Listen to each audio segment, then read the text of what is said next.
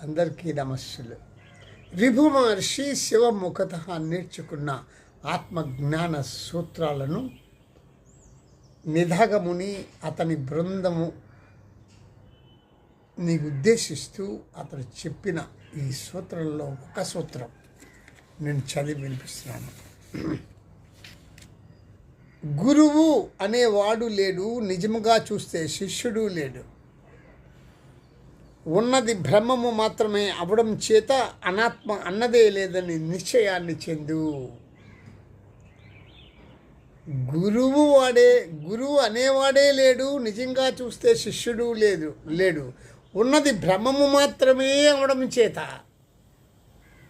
అనాత్మ అన్నదే లేదని నిశ్చయాన్ని చెందు.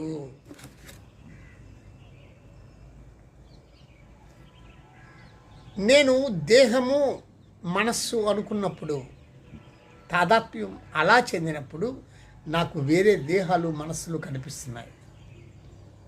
నేను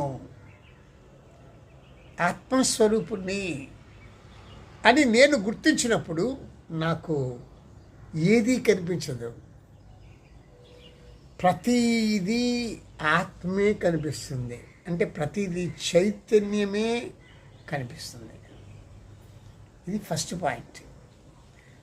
అంటే నేను ఆత్మని గుర్తించినప్పుడు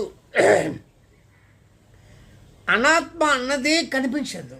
అనాత్మ అంటే ఏంటి? దేహము మనస్సు.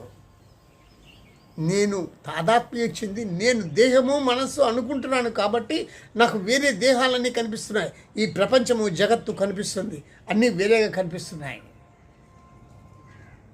ఇది విషయం. ఫస్ట్ పాయింట్, అనాత్మ అన్నదే లేదు. సెకండ్ పాయింట్, గురువు శిష్యులు అనేది ఏముంది? నీవు ఆత్మస్వరూపుడు నీవు భావించినాడు, నీవు గుర్తించినాడు. ఇంకా గురువు ఎవరు? నీ ఆత్మే గురువు. శిష్యులు ఎవరు? ఆత్మే. అసలు ఆ పదజాలమే లేదు, గురు శిష్య పదజాలమే లేదు. గురు శిష్య పదజాలం ఎప్పుడు వస్తుందని చెప్తున్నారు రిభు మహర్షి? మనస్సు శరీరబడి నీవు భావించినాడు, ఎదురుగా సపరేట్గా అన్ని మనస్సులు శరీరాలు కనిపిస్తాయి కాబట్టి వేరువేరుగా గురువు శిష్యులు అని నీవు చెప్పడానికి.